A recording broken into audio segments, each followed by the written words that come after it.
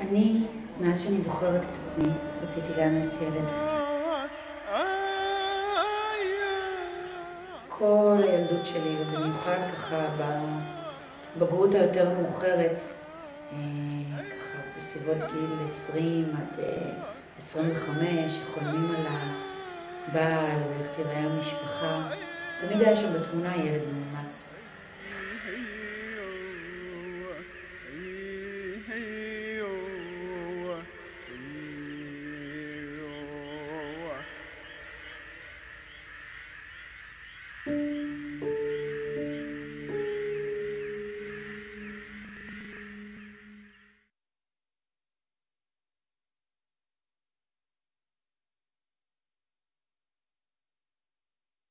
כשפגשתי את פרד והרי אני נפגשנו בשני לספטמבר, ובערב של החתונה של שלומי ודנה בשישי לספטמבר היה החיבור, ויום למחרת החלטנו שאנחנו מתחתנים. היה הכל נורא מהיר ונורא נכון, ובשבוע הזה שנפגשנו ושהיינו ביחד, אז סיפרתי לו שאחד הדברים שאני מאוד רוצה לעשות, ושתמיד ככה ליווה אותי לאורך כל הדרך, היה הרצון המאוד מאוד מאוד חזק, הצורך אפילו, לאמץ ילד. And this is Fred. I'm testing him for the last 7 years. Still didn't pass the test. רק באותה תקופה, רגע לפני שפגשתי את פרד, לא הייתי בטוחה מתי אני אתחתן, ואם זה יקרה אי פעם, ועם כל מערכות יחסים שהתחילו ונגמרו, ככה הייתי תמיד בטוחה שאם המדהימה אני אהיה, לגבי המערכת יחסים שתהיה לי בבית, זה ככה הייתה התלבטות. ושפגשתי את פרד, הכל ככה השלים את התמונה. ואז היה ברור לי שאת הדבר הזה, את הצורך הספציפי הזה, יום אחד אני אעשה את זה. I don't know, it stays as an idea for a very, very long time. And I think at some point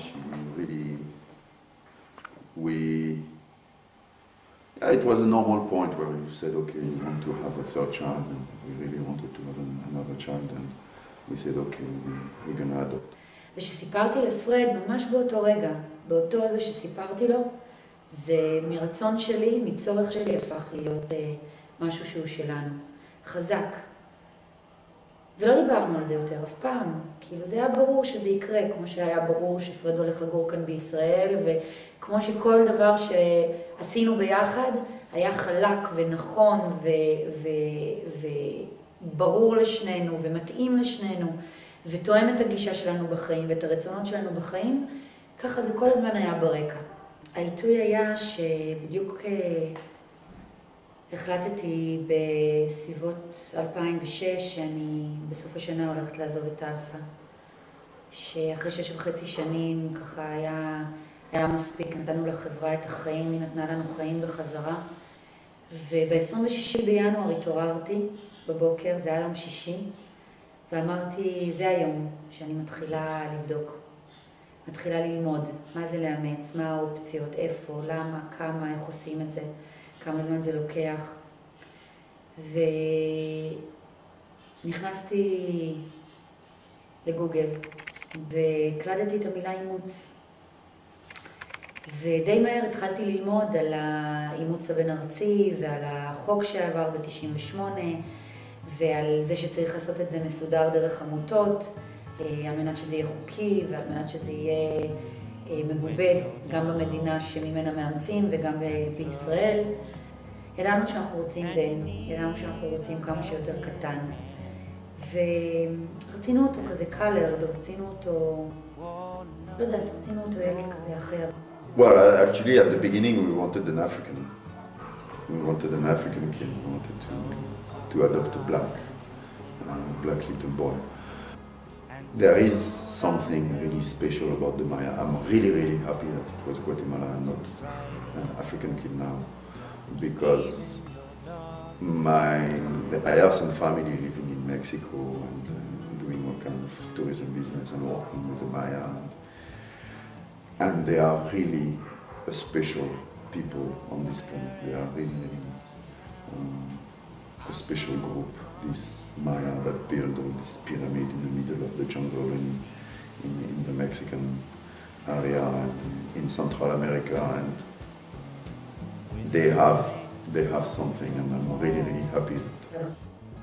בשישי שהחלטנו לאמץ את מריאנו, יום למחרת שבת ערבנו כבר את הילדים. אתם יודעים למה אימצנו את מריאנו? למה? אני שואלת אתכם, אני חושבת שאתם יודעים את התשובה, למה אימצנו את מריאנו? כי ההורים שלו לא יכלו לטפל בו. אתה מאוד צודק, מה הם עוד בודקים? שאנחנו אנשים תורמים ואנחנו לא סתם אומרים את זה. נכון. ואלה, מאיפה מריאנו? מאיפה הוא בא? לגואטמלה. מה את חושבת על האח הקטן והחדש שלך? הוא יפה. מה עוד? מושלם. הוא מושלם? ואז אוריה ואלה שאלו למה זה לא מחר בבוקר, למה אנחנו לא מנסים להביא אותו מחר. והסברנו לו שגואטמלה בודקת שאנחנו באמת נהיה בית חם ואוהב למריאנו.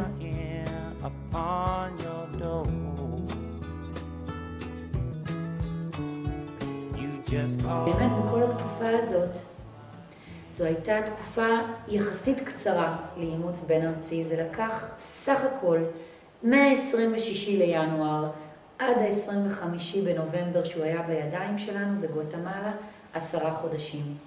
וזה תהליך מאוד קצר, אבל לנו היה ארוך.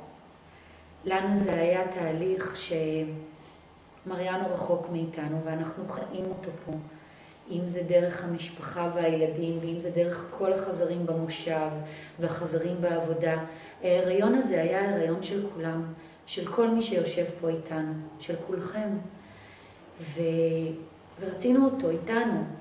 שיווענו אליו בערך בסביבות יולי.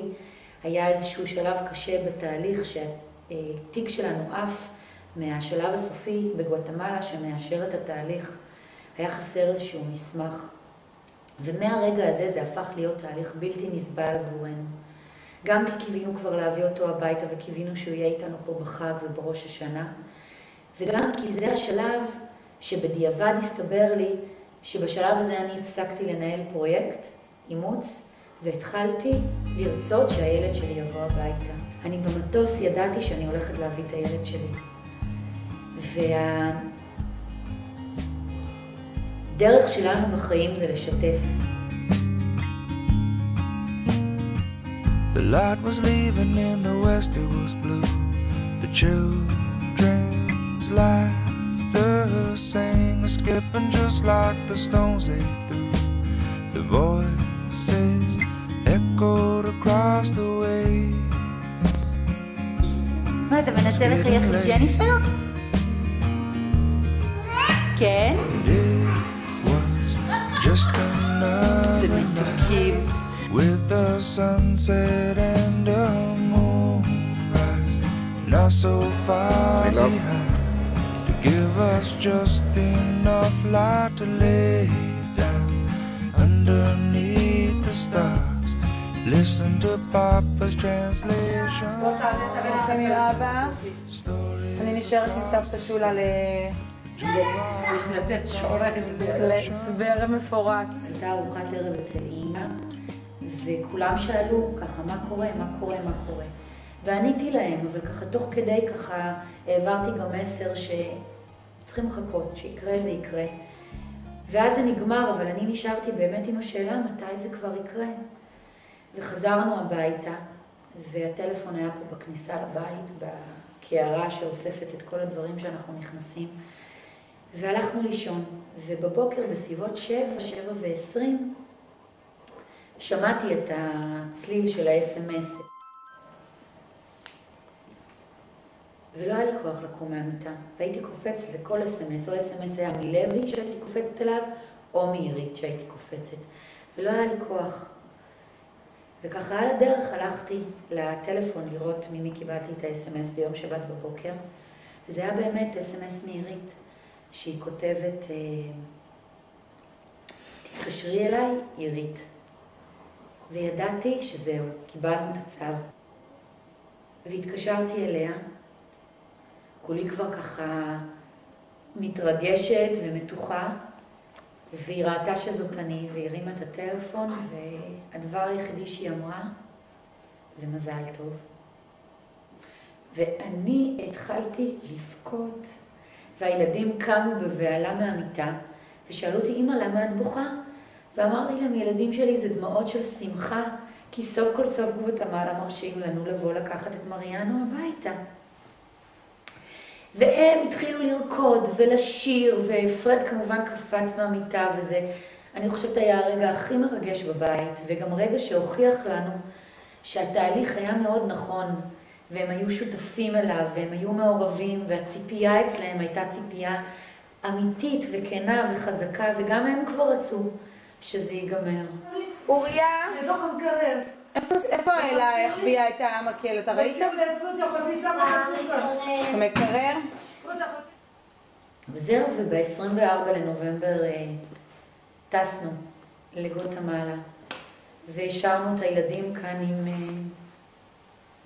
אורלי ואמיר, שנתנו לנו שקט לעזוב את הילדים באמצע הלילה ב3 בבוקר, ולנסוע להביא את הילד שלנו.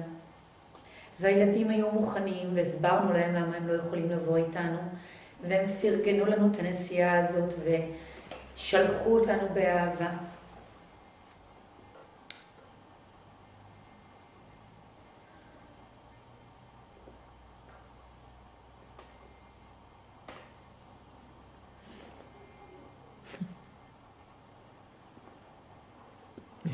ספרי לי על החוויה הזאת שקיבלת אותו, שהשער נפתח. כשהגענו לשם כבר ידענו שיכול להיות שיהיה איזשהו עיכוב בתהליך. ואיך שנחתנו שם הגענו לגסט האוס בגואטמלה סיטי, שזה גסט האוס קטן וביתי כזה, ובדרך כלל מקבל משפחות שבאות לאמץ ילדים.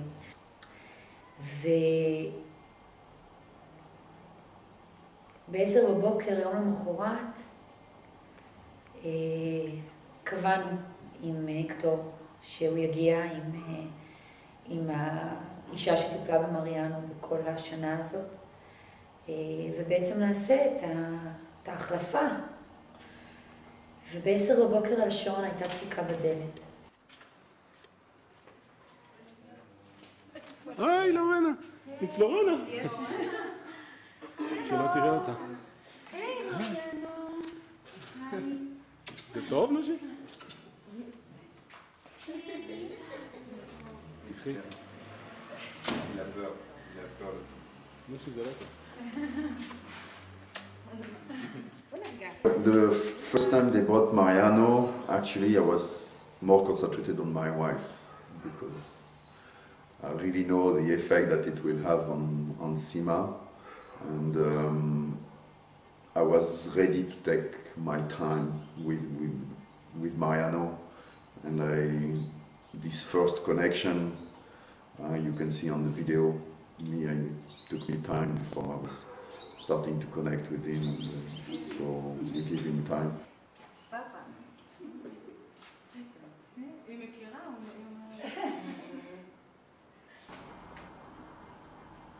ופשוט הסתכלנו עליו, חייכנו אליו, ולא רצינו לקפוץ עליו ולקחת אותו יותר מדי מהר אלינו לידיים ולתת לו את הזמן שלו.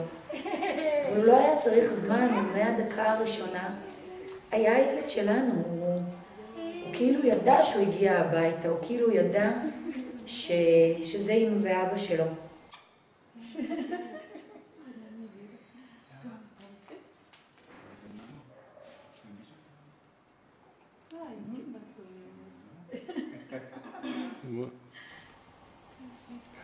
ואני כמובן ישבתי לעשות את כל הפרוצדורות ולשאול את כל השאלות שהכנתי מראש, כי ככה פחדנו שהמעמד יהיה יותר מדי מרגש ואני לא אזכור להגיד שום דבר, וקיבלנו דיווח מסודר על הסדר יום שלו, לא משנה שזה לא היה הסדר יום שלו.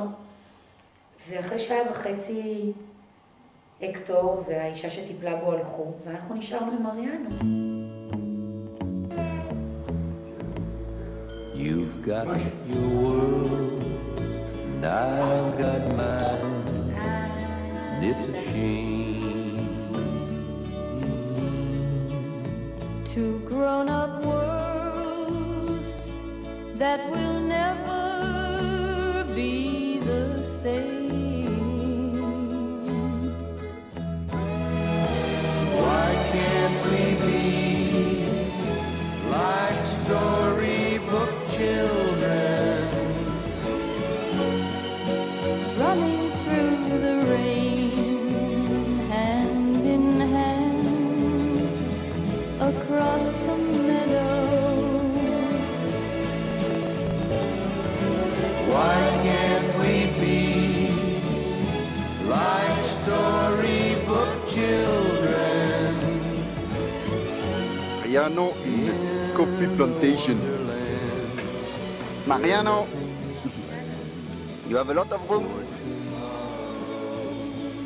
You have a lot of room to walk around here. Got his ring, תינוק איזה תראו אותו, איזה מתוק. you got it, baby. And it's too late to turn away and start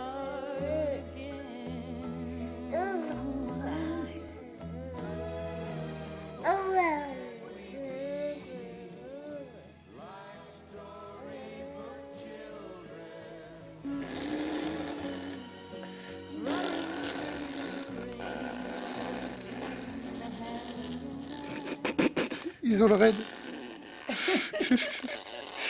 Eh oh, breathe.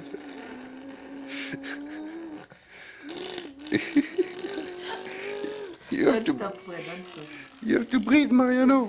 הוא מתעורר בסביבה שהוא לא מכיר, אתה יודע, שקמים מהמיטה ופותחים את העיניים למקום זר, זה קשה, והאוכל שהסדר יום שאמרו לנו שהיה לו לא היה הסדר היום הנכון, ואנחנו ניסינו לשמור על הסדר יום שלו, והוא לא אכל את כל הדברים שאמרו לנו שהוא אכל והוא לא הכיר אותם, הוא בעצם התוודע לכל הדברים האלה בפעם הראשונה.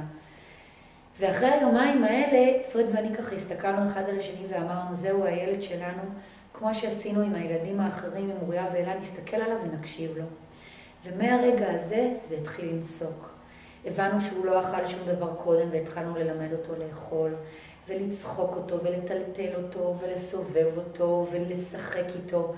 ואז גם נסענו לאנטיגואה, שזה מקום קסום, ופשוט הרגשנו כמו שני הורים צעירים עם הילד הראשון שלהם, שפשוט עושים טיול בעולם, כי לא היה לנו איתו שום התמודדות, הוא פשוט היה כל הזמן שלנו. בשבועיים שהיינו עם מריאנו בגואטמלה, היינו שם בכיף אמיתי ובכיף גדול, והתחברנו אליו וידענו שבבית אמא שומרת על הילדים.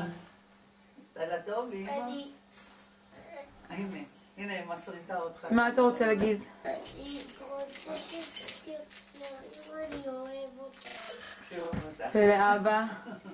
אנחנו נחזור גם ביום ראשון. אוריה נחזור ביום ראשון. נכון, יאלי, אבל רגע בוא נראה, עכשיו מה אתה רוצה לומר גם לאבא?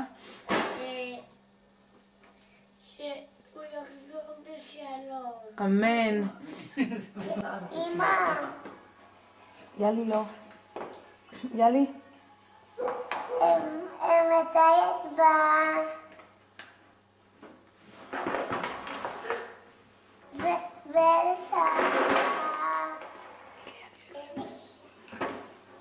אני אלך לחמם? כן. אבל אנחנו נעבוד בוקר. ואיפה מריאנו?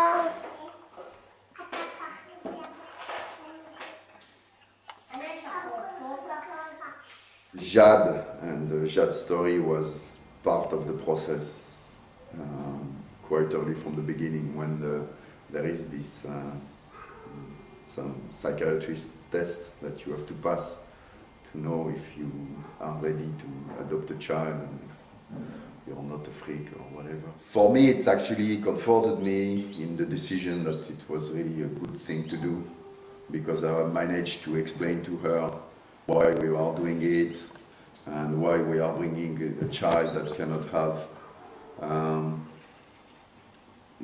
have everything that he needs, and now everything is okay for him, and having a great life, and I'm certain that once they're gonna meet each other, Jad and Mariano, it's gonna be love at first sight, that's for sure. באופן מאוד מאוד מאוד סימבולי, עלינו על הטיסה לישראל ביום הולדת של מריאנו. ביום הולדת הראשונה, נכון מריאנו? עלינו על המטוס לישראל והגענו לארץ. ושלומי ודנה בדיוק לקחו את אותו מטוס חזרה למדריד, לכנס במיאמי שדנה הצטרפה לשלומי. והשארנו להם מתנה במטוס ממריאנו. ופגשנו אותם ככה דרך הזכוכית, הם היו ככה למטה בכיכר הזאת של הדיוטי פרי, ואנחנו ב-Arrivals דרך הזכוכית. והם רואים למטה את מריאנו, ואנחנו רואים אותם מלמעלה ומנופפים אחד השני לשלום, ומדברים בטלפון, קטע סוריאליסטי לחלוטין. תקפצו, תעשו משהו, הוא צוחק די בקלות. ואז יצאנו החוצה, ועמדנו ככה בביקורת דרכונים עם הדרכון הגואטמלי של מריאנו, והכרזנו עליו בפעם הראשונה במדינת ישראל, הילד שלנו נכנס.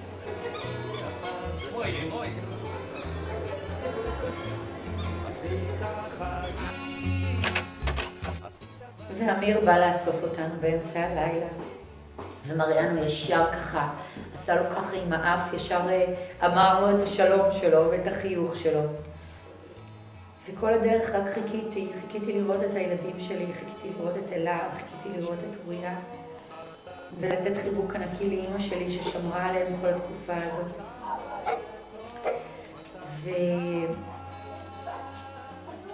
ונכנסנו הביתה, ואוריה עמד בפתח ונתן לי חיבוק, ונתן לי חיבוק ענקי כזה אוהב. ואז למי נתת חיבוק ענקי? למי נתת חיבוק ענקי?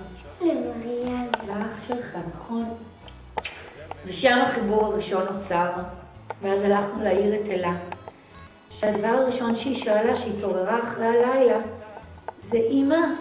מריאנו. אני אביא לך תה. בטח. תכף תתעוררו לאחים. תכף תראי לי אמא, תכף.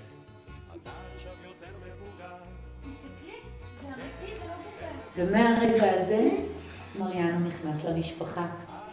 There is a lot of first-time emotion, but you can see that the strong emotion after 20 or 30 minutes that we are here and that we are all together and the kids are singing, and this is where you say, okay, they are together and we are two.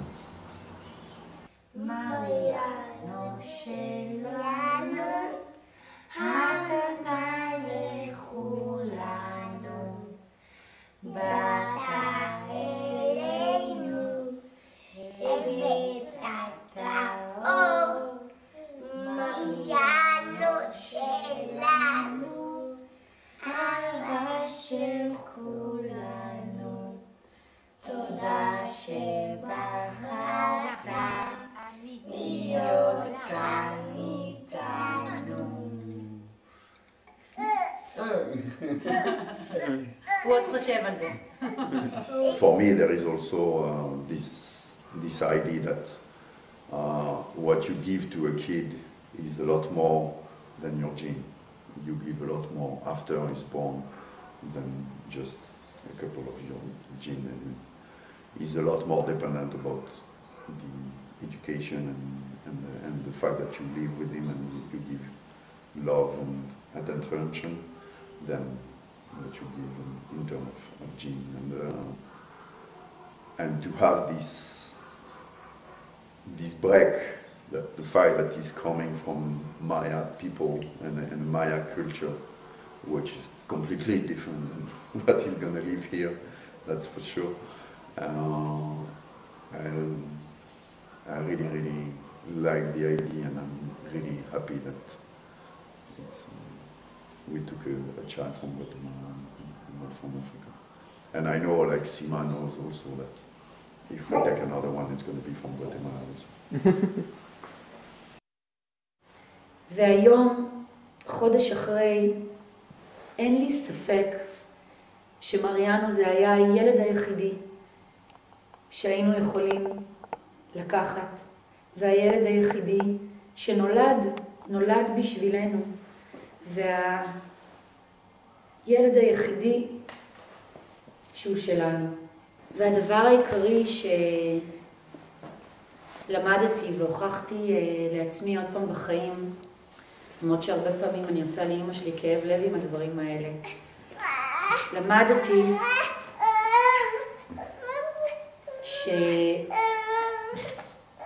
מריאנו, איפה אבא? תעשה לאבא. קוקו, איפה מריאנו? איפה מריאנו? שאנחנו קובעים את הדרכים שלנו בעולם ואת הדרך שלנו בחיים, ויש לנו את הכוח לנתב אותם ולעשות את מה שאנחנו מאמינים בו וצריכים לעשות ורוצים לעשות. ובסוף, ביום האחרון שלנו, שנסתכל אחורה, נדע שחיינו את החיים שלנו, בדרך שלנו, באהבה שלנו, במריאנו שלנו, באהבה איתה. ואנחנו אוהבים אותו. No song that I could sing, but I can try for your heart. Our dreams, and they are made out of real things, like a shoebox of photographs with sepia tone loving. Love is the answer, at least, for most of the questions in my heart, like why are we here and where do we go, and how come it's so hard. It's not always easy, and sometimes life can be deceiving. I'll tell you one thing, it's always better when we're together. It's always better when we're together. Yeah, we'll look at them stars and we're together. Well, it's always better when we're together. Yeah, it's always better when we're together.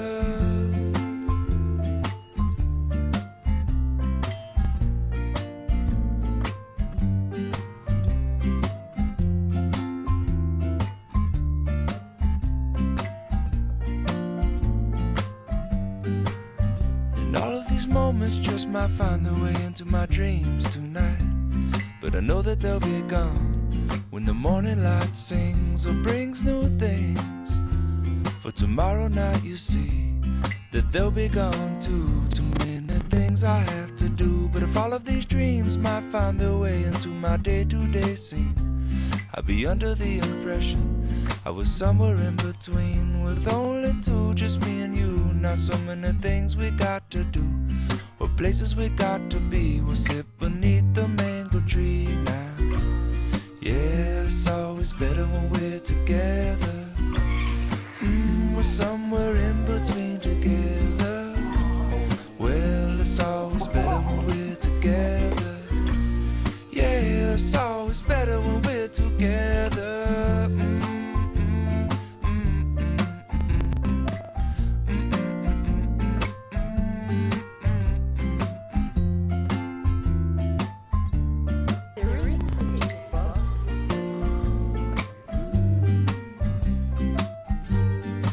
I believe in memories, they look so pretty when I sleep.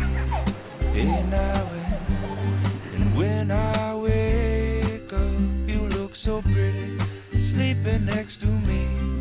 But there is not enough time, and there is no song I could sing, and there is no combination of words I could say, but I will still tell you one thing, we're better together.